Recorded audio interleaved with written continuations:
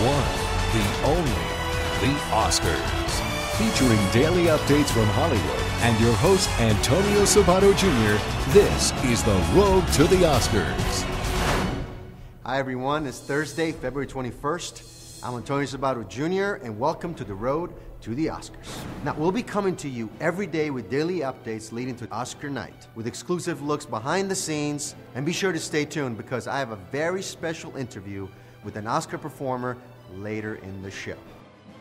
With the Oscars only 4 days away, the Academy is running on all gears, especially Academy President Sid Ganis. Now, I had a chance to catch up with Mr. Ganis inside the Kodak Theater to ask him about this year's preparations. Since you're the president of the Academy, obviously, do you know who's going to win beforehand?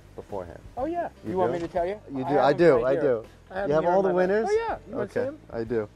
No, No, you have to wait till... I have no idea, nor does anybody else at the Academy. Really? Nobody. There is so much talk about the celebrities and fashion, glitz, and all that good stuff, and glamour come Oscar time. But what is the real focus of this event? The glitz is great, but the reason we're here, is to kind of let the world know that there is an art to film, and the very, very, very best practitioners of that art are here with us tonight, and we honor them. Have you seen people's lives change after they were nominated and after they won their Academy Award? Have you seen a drastic change in their private lives? You know, I think there's one thing that happens when you win one of these babies.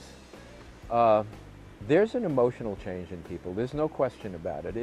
It's not that easy to see, but you know, hanging around this industry for as long as I have been, I do see it. There's an emotional change. Yeah, there's also a more obvious change. You know, they get bigger parts and, you know, they get more money. And then there's another part of it. When people write about them, it doesn't say, you know, Joe Blow. It says Academy Award winner Joe Blow. I grew up in Italy.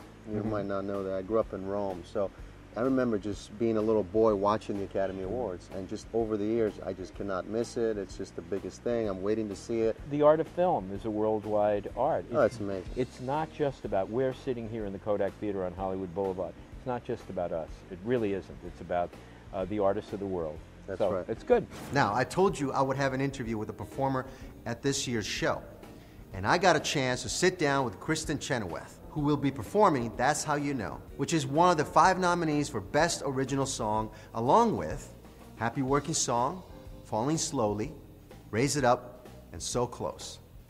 Let's take a look.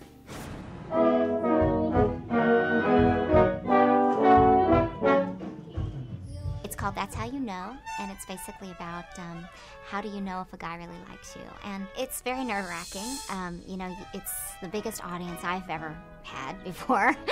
I've played many of the famous concert halls in the world, but this is something altogether different, and I'm just going to try to perform the song and make it about the music. I'm trying to think of it as another gig, even though I know it's not the Met, the Carnegie Hall. I mean, it's the Oscars, and it's several billion people. I'm trying to just think about the people that'll be sitting in the chairs and perform it for them, and then it'll transfer to the camera.